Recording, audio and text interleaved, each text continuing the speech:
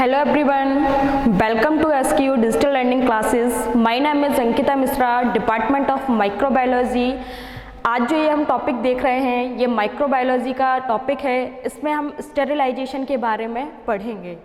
सबसे पहले हम इनकी आउटलाइन देखते हैं। इनमें आता है definition of sterilisation, physical method of sterilisation. Physical method जो स्टेरिलाइजेशन होता है वो सबसे पहले उसमें आता है सनलाइट। सनलाइट के बाद आता है हीट। हीट को हम 2 पार्ट में डिवाइड करते हैं। पहला होता है ड्राई हीट और सेकंड होता है मॉइस्ट हीट। इसके बाद हम पढ़ते हैं रेडिएशन। जो रेडिएशन होता है इसमें हम आयोनाइजिंग रेडिएशन और नॉन आयोनाइजिंग रेडिएशन के बारे में पढ़ेंगे। इसके बाद आता है फिल्ट्रेशन मेथड जो हम फिजिकल मेथड के रूप में यूज़ करते हैं। इसमें हम पढ़ते हैं डेप्थ फिल्टर और मेम्ब्रेन फिल्टर। सबसे पहले देखते हैं definition of sterilisation.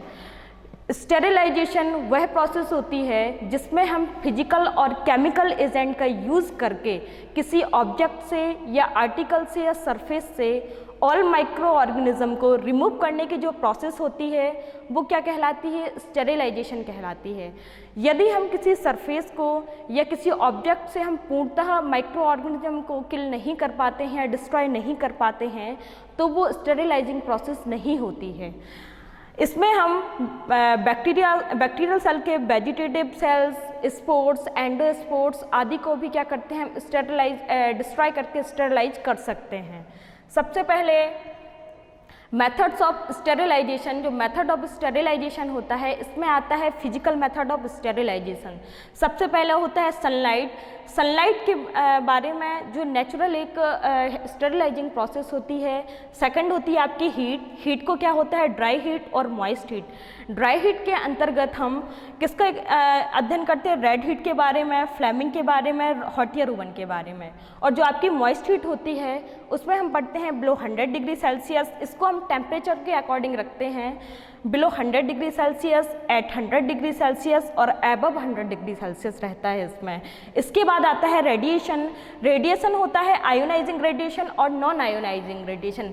Ionizing radiation के अंतर्गत हम एक्स रेज और गामा रेज के बारे में पढ़ेंगे और इसमें हम यूवी रेज और इंफ्रारेड के बारे में पढ़ेंगे। इसके बाद आता है फिल्ट्रेशन। फिल्ट्रेशन में हम डेप्थ फिल्टर और मेम्ब्रेन फिल्टर का यूज़ करते हैं। आइए देखते हैं सबसे पहले सनलाइट। सनलाइट एक स्टेरिलाइजेशन की नेचुरल इफेक्टिव मेथड होती है। जब भी कोई ऑब्जेक्ट हमें यदि एक तरीके से कहा जाए उसे पूर्णतः स्टेरिलाइज करना है तो हम क्या करते हैं? सनलाइट का यूज़ करते हैं। हाँ, किसी भी वाटर टैंक और इन सब को स्टेरिलाइज करने के लिए हम किसका यूज़ करते हैं? सनलाइट का यूज़ करेंगे, क्योंकि इनके द्वारा जो सनलाइट के द्वारा जो अल्ट्रावायलेट रेज निकलती हैं वो क्या करती हैं? माइक्रो ऑर्गेनिज्म को पूर्णतः किल करने में हेल्प कर देती हैं। इसलिए जो सनलाइट होती है वो बहुत ज़्यादा इफेक्टिव मेथड होती है स्टेरिलाइजेशन के लिए। नेक्स्ट आता है हीट। हीट में होता है ड्राई हीट और मॉइस्ट हीट। ड्राई हीट वह मेथड होती है जिसमें कि हम हीट प्रेजेंट होती है इसमें, लेकिन वाटर क्या होता है? अब्सेंस होता है। Heat is the mostly used method of sterilisation. Dry heat induce the denaturation of protein. ये क्या करती है? जो ड्राई हीट होती है ये प्रोटीन को डिनेचुरेशन करती है और डीएनए को डैमेज कर देती है, जिससे क्या होता है? वो माइक्रो ऑर्गेनिज्म क्या होता है? डिस्ट्रॉय हो जाता है, क्योंकि इसके जो डीएनए होता है और जो इसका प्रोटीन होता है वो कैसा हो जाता है? डीनेचुरेशन हो जाता है। इसमें सिर्फ क्या होता है? हीट का यूज़ किया जाता है। इसमें वाटर क्या होता है? अब्सेंस होता है। इसके बाद आता है मॉइस्ट हीट। मॉइस्ट हीट वह प्रोसेस होती है जिसमें क्या होता है? हीट के साथ साथ स्टीमिंग के साथ साथ वाटर भी प्रेजेंट होता है। ये क्या करती हैं? ये ऑब्जेक्ट से या फिर जो सरफेस होती है उससे माइक्रो ऑर्गेनिज्म को क्या करती है? डिनेचुरेशन कर देती है। उसकी प्रोटीन का क्या कर देती है? कोगुलेशन कर देती है। जैसे ही उसकी प्रोटीन का कोगुलेशन हो जाता है तो वो माइक्रो ऑर्गेनिज्म सर्वाइव नहीं कर पाता है और क्या हो जाता है? डिस्ट्रॉय हो जाता है। इसके बाद हम देखते हैं ड्राई हीट में सबसे पहले आता है red heat, flaming and hot air oven. आइए हम देखते हैं रेड हीट।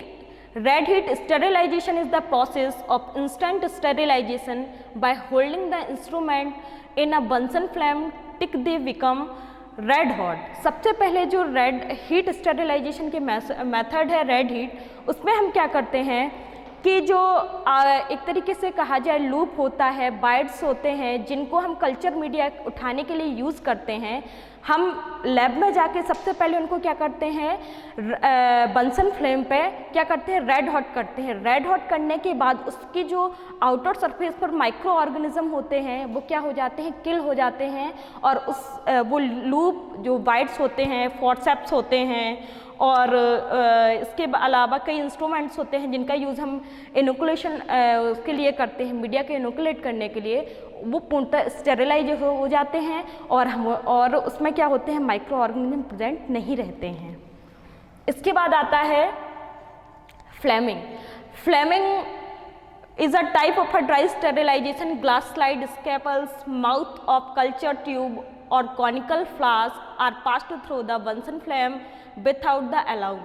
इसमें क्या होता है, जो आप फ्लेमिंग मेथड होती है, फ्लेमिंग मेथड में जो स्लाइड होती है, जब हम स्लाइड को प्रिपेयर करते हैं, जब उसे हमें हीट फिक्स करना होता है तो हीट फिक्स करने के लिए हम क्या करते हैं स्लाइड को पास कराते हैं, जिससे कि वो स्लाइड क्या होती है माइक्रो ऑर्गेनिज्म से फ्री हो जाए। यदि हम कोई कल्चर मीडिया रख रहे हैं या हमें किसी ग्रोथ करानी है, किसी बैक्टीरिया की या किसी चीज़ की ग्रोथ करानी है, तो ये क्या हो जाती हैं इस पर रखने से क्या हो जाता है, ये पूर्णतः क्या हो जाती है स्टेरिलाइज हो जाती है। इसमें क्या होता है, इसके मेन चीज़ें जैसे जो फ्लास्क होते हैं उनको हम क्या करते हैं स्टेरिलाइज करते हैं, उनकी जो आउटर सरफेस पर माइक्रो ऑर्गेनिज्म होते हैं वो इनको पास कराने से क्या हो जाते हैं डिस्ट्रॉय हो जाते हैं, किल हो जाते हैं, और वो हमारा फ्लास्क और पेट्री प्लेट्स हुए और स्लाइड्स हुई, ये क्या हो जाती हैं पूर्णतः स्टेरिलाइज हो जाती हैं। इसके बाद आता है hot air oven. Hot air oven एक लेबोरेटरी इंस्ट्रूमेंट है। इसका यूज हम किसके लिए करते हैं, ड्राई हीट स्टेरिलाइजेशन के अंतर्गत हम करते हैं। ये मोस्टली मेथड होता है स्टेरिलाइजेशन के लिए। ये मोस्टली कहाँ यूज़ किया जाता है, लैब में यूज़ किया जाता है। सबसे पहले it is a type of dry heat sterilisation. ये किसका एक टाइप होता है, ड्राई हीट स्टेरिलाइजेशन का एक टाइप होता है। सबसे पहले इसको इंट्रोड्यूस किसने किया था, लुइस पास्चर एक साइंटिस्ट थे जिन्होंने क्या किया था, इंट्रोड्यूस किया था। ये क्या होता है, स्टेनलेस स्टील और डबल वॉल्ड चैम्बर होता है। ये क्या करते हैं कि जो सबसे पहले इनमें जो डबल वॉल्ड चैम्बर होता है वो अंदर वाला जो चैम्बर होता है वो उसकी सरफेस से जुड़ा हुआ होता है, जबकि जो बाहर वाला होता है उसे क्या कहते हैं आउटर सरफेस बोलते हैं। इनमें क्या होती है, एल्यूमिनियम का बना होता है। इनमें क्या होता है कि ये इलेक्ट्रिकली हीटेड होता है, और ये क्या करते हैं, इनको मेंटेन करने के लिए हमें एक टेम्परेचर को चूज़ करना होता है कि हम कितने टेम्परेचर पर माइक्रो ऑर्गेनिज्म को किल कर सकते हैं, डिस्ट्रॉय कर सकते हैं। जो ये होता है हॉट एयर ओवन, ये किस पे एक तरीके से कहा जाए कंडक्शन प्रिंसिपल पर वर्क करता है। कंडक्शन का एक तरीके से कहा जाए कि जब इसमें हीट दी जाती है तो वो क्या होती है, इसमें एक फैन लगा होता है। फैन के थ्रू सबसे पहले इसके जो ऑब्जेक्ट होता है उसकी आउटर सरफेस पे क्या होता है, हीट आती है। जब कंडक्शन मेथड का हम यूज़ करते हैं तो उसकी क्या होती है, जो ऑब्जेक्ट की माइक्रो ऑर्गेनिज्म होते हैं उनकी सेल को क्या कर देती है, डिस्ट्रॉय कर देती है, प्रोटीन का कोगुलेशन कर देती है, जिसके कारण वो सर्वाइव नहीं कर पाते हैं और क्या हो जाते हैं, डिस्ट्रॉय हो जाते हैं, और हमारा वो मीडिया कैसा होता है, स्टेरिलाइज हो जाता है। इसके बाद हम देखते हैं हॉट एयर ओवन के लिए हम हॉट एयर ओवन का किसके लिए यूज़ करते हैं। इससे क्या होता है, प्रोटीन का डिनेचुरेशन हो जाता है, ऑक्सीडेटिव डैमेज हो जाते हैं, और क्या हो जाती है, डिहाइड्रेट्स ऑफ द सेल्स हो जाती है। सेल कैसी हो जाती है, डिहाइड्रेट्स हो जाती हैं, उनमें जो मॉइस्चर हो जाता है वो क्या हो जाता है, पूर्णतः सूख जाता है, जिसके कारण जो माइक्रो ऑर्गेनिज्म होता है वो क्या होता है, सर्वाइव नहीं हो पाता है। आइए इसके लिए जो कॉमनली यूज टेम्परेचर होता है हॉट एयर ओवन के लिए, उसमें क्या करते हैं 170 डिग्री सेल्सियस पे हम मीडिया को 30 मिनट के लिए रखते हैं स्टेरिलाइज करने के लिए। इसके बाद हम 160 डिग्री सेल्सियस पर 1 आवर के लिए क्या करते हैं, मीडिया को रखते हैं, और इतने टेम्परेचर पर रखने से मीडिया क्या हो जाता है, स्टेरिलाइज हो जाता है।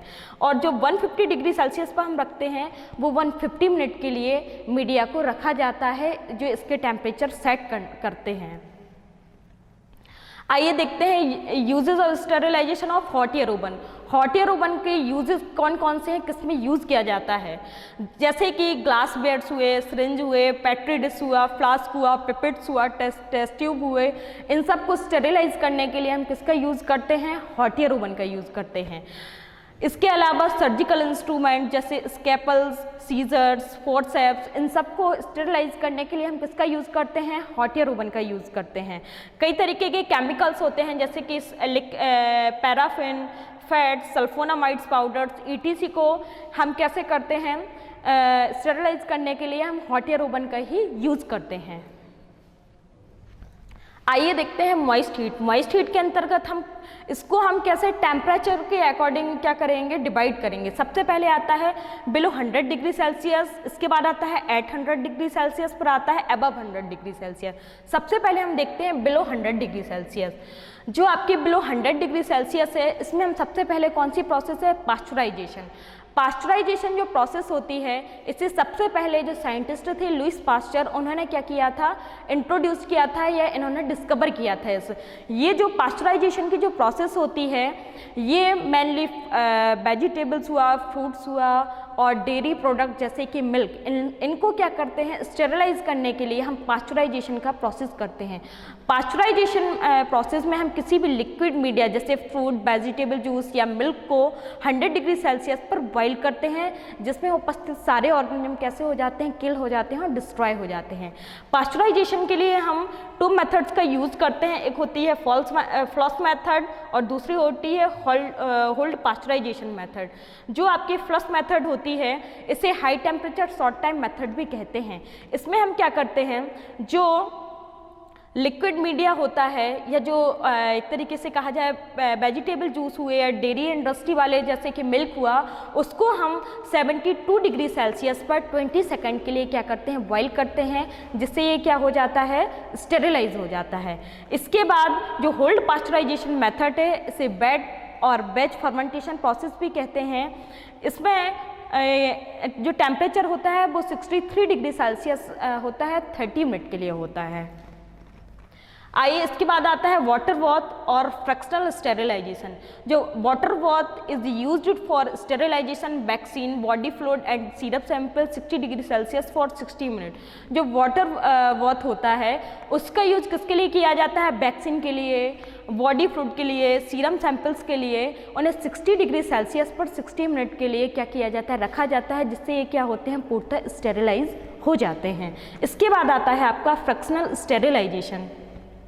जो फ्रैक्शनल स्टेरिलाइजेशन होता है वो उसमें क्या करते हैं, ये मेथड मेनली एग और सीरम बेस्ड मीडिया के लिए यूज़ की जाती है। फ्रैक्शनल जो स्टेरिलाइजेशन होगा वो किसके लिए यूज़ किया जाएगा, एग और सीरम बेस्ड मीडिया के लिए यूज़ किया जाएगा।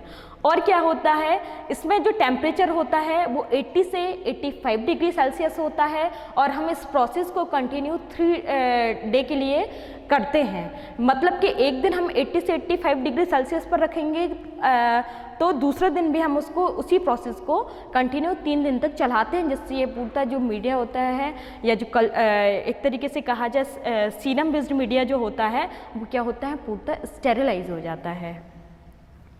इसके बाद आता है at 100 degree Celsius. 100 degree Celsius में आता है टिंडलाइजेशन।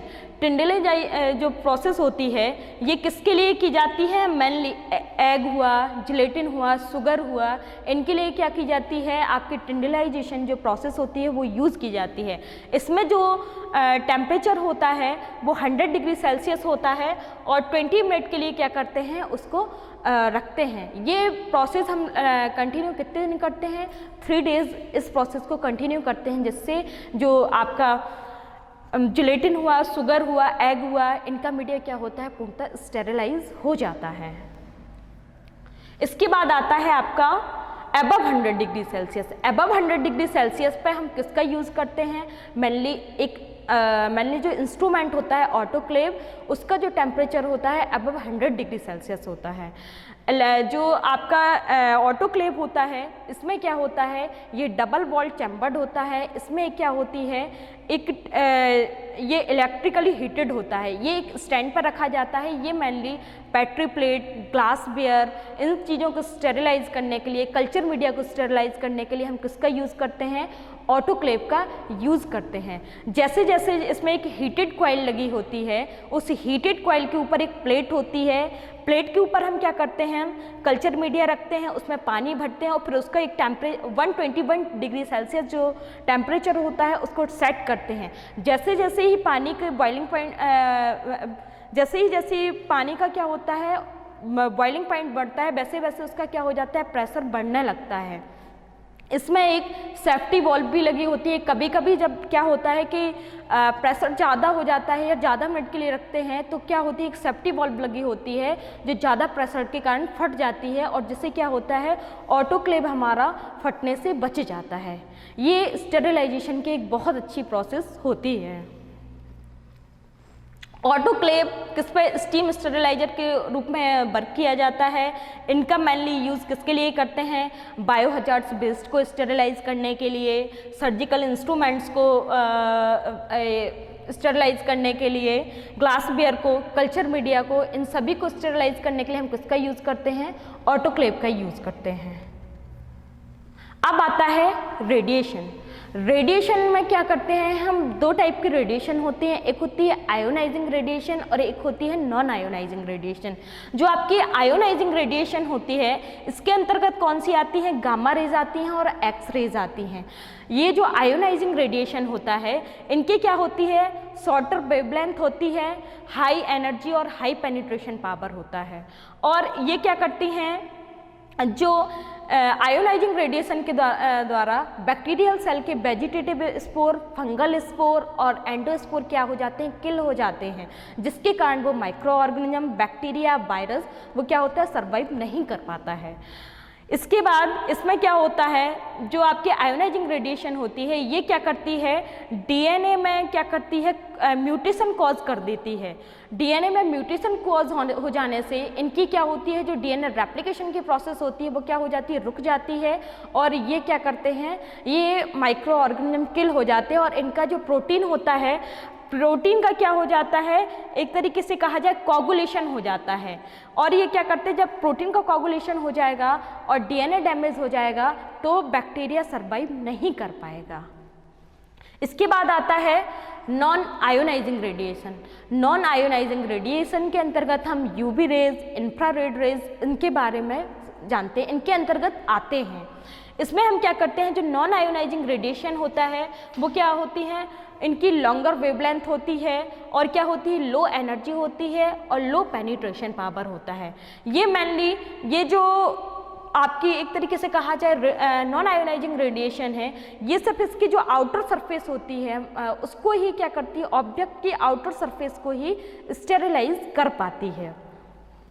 और ये क्या करते हैं, डीएनए की जो रेप्लिकेशन की प्रोसेस होती है उसको क्या करती है, रोक देती है, जिसमें इनसे क्या होता है, म्यूटेशन हो जाता है। जो आपकी नॉन आयोनाइजिंग रेडिएशन होती हैं मेनली किसमें यूज़ की जाती हैं, आपकी ऑपरेशन थिएटर में और किसमें की जाती है, लैमिनार एयर फ्लो में यूज़ की जाती हैं। कौन सी, इसमें मेनली होती है यूवी रेज जो कि लैमिनार एयर फ्लो में यूज़ की जाती हैं। इसके बाद देखते हैं फिल्ट्रेशन। फिल्ट्रेशन मेथड का मतलब होता है कि एक तरीके से कहा जाए कि वह मेथड जो उन प्रोडक्ट के लिए की जाती है जो हीट सेंसिटिव होते हैं उनके लिए, जैसे कि वैक्सीन हुआ, एंटीबॉडी हुई, इनको क्या करने के लिए, स्टेरिलाइज करने के लिए हम किनका यूज़ करते हैं, फिल्ट्रेशन मेथड का यूज़ करते हैं। इनमें कौन कौन से आते हैं, एक आता है डेप्थ फिल्टर। सबसे पहले depth filter are filter which pores filtration medium is used, this media return particle throughout the medium। इनके जो पार्टिकल्स होते हैं, जो पोर साइज होती है वो कैसे, इनके जो पोर्स होते हैं वो कैसे होते हैं, जो बैक्टीरिया को क्या करते हैं, पास नहीं होने देते हैं, जो इनका स्टेरिलाइजिंग एजेंट होता है वो पास हो जाता है और बैक्टीरिया कैसे होते हैं, उस फिल्टर में फंस जाते हैं। और ये क्या होता है, जो डेप्थ फिल्टर होता है, ये मेनली किस पर, इंडस्ट्रियल स्केल पर यूज़ किए जाते हैं। ये मेनली बेवरेज और केमिकल के फिल्ट्रेशन के लिए यूज़ किए जाते हैं। इनमें क्या होता है, ये जो bacterial there filter are not bacteriological filter, ये जो फिल्टर होता है इससे बैक्टीरिया पूर्णतः क्या होते हैं, स्टेरिलाइज नहीं हो पाती है। बैक्टीरिया क्या होती है, इस फिल्टर से पास कर जाते हैं, क्योंकि इनकी जो पोर साइज होती है वो बड़ी होती है, जिसके कारण बैक्टीरिया क्या होते हैं, पास हो जाते हैं, और जो हमारा स्टीराइल मीडिया निकल रहा है उसमें बैक्टीरिया पहुंच जाते हैं और ये क्या होता है, स्टेरिलाइज नहीं हो पाता है। इसके बाद आता है मेम्ब्रेन फिल्टर। मेम्ब्रेन फिल्टर कैसा होता है, एक बैक्टीरियोलॉजिकल फिल्टर होता है। इसमें क्या होते हैं, इस फिल्टर के द्वारा बैक्टीरिया कैसे होते हैं, पास नहीं हो पाते हैं। इनमें क्या होते हैं, इनका जो पोर साइज होता है वो 0.22 से लगभग होता है। तो क्या होता है, जो 0.22 माइक्रोमीटर होगा तो जो बैक्टीरिया होंगे वो क्या होंगे, इनके जो पोर्स होते हैं उनमें क्या हो जाते हैं, फंस जाते हैं, और जो इनका स्टेरिलाइज मीडिया होता है वो कैसा होता है, पास होता जाता है। और इससे क्या होगा, ये मेनली किसके लिए यूज़ किया जाता है, बैक्टीरियोलॉजिकल के लिए, बैक्टीरिया के वो करने, स्टेरिलाइज करने के लिए यूज़ किया जाता है कौन सा, मेम्ब्रेन फिल्टर। इसके बाद आते हैं एयर फिल्टर। जैसे कि एयर में कई टाइप के बैक्टीरिया एंड वायरस प्रेजेंट होते हैं। एयर फिल्टर के द्वारा हम क्या करते हैं, जो हमारी एयर होती है उसको स्टेरिलाइज करते हैं। ये क्या करते हैं, इनमें मेनली हेप्पा फिल्टर का यूज किया जाता है। हेप्पा का मतलब होता है high efficiency particulate air filter. इसके द्वारा हम क्या करते हैं, एयर को क्या करते हैं, स्टेरिलाइज करते हैं। इनमें मतलब कि जो बैक्टीरिया और वायरस होते हैं ये क्या करते हैं, इनको पूर्णतः डिस्ट्रॉय कर देते हैं, बैक्टीरिया को, वायरस को, और जो एयर होती है वो प्यूरिफाई एयर हमें मिलती है। ये क्या करते हैं, मेनली लेमिनार जो एयर फ्लो होता है उसमें क्या होते हैं, लेमिनार एयर फ्लो में क्या लगा होता है, हेप्पा फिल्टर लगा होता है। इनमें क्या होते हैं, जो हेप्पा फिल्टर के द्वारा जो चीज़ें फिल्ट्रेट की जाती हैं उनमें 99% जो बैक्टीरिया वायरस होते हैं वो कैसे होते हैं, किल हो जाते हैं और डिस्ट्रॉय हो जाते हैं। क्योंकि इनमें क्या होता है, जो इनके able to the filter particles of size 0.3 micron और लार्ज देन इट। इसमें मतलब कि जो एक तरीके से कहा जाए कि जो 0.3 साइज से छोटे ऑर्गेनिज्म होते हैं सिर्फ वो पास हो पाते हैं। इससे कम माइक्रोन के, इससे ज़्यादा माइक्रोन के जो ऑर्गेनिज्म होते हैं वो कैसे होते हैं, पास नहीं हो पाते हैं। इनका कैसा हो जाता है, इनके vegetative cell, endospore cell, fungal cell कैसी हो जाती हैं, डिस्ट्रॉय हो जाती हैं। प्रोटीन का कोगुलेशन हो जाता है, जिसके कारण क्या होता है, इनका डीनेचुरेशन हो जाता है प्रोटीन का, और ये क्या होते हैं, बैक्टीरिया और वायरस सर्वाइव नहीं हो पाते हैं और क्या हो जाते हैं, ये डिस्ट्रॉय हो जाते हैं। इस तरीके से हमारा जो मीडिया होता है वो पूर्णतः स्टेरिलाइज हो जाता है। आज के टॉपिक में हमें जाना है स्टेरिलाइजेशन। नेक्स्ट टॉपिक में हम जानेंगे केमिकल स्टेरिलाइजेशन के बारे में। Thank you so much.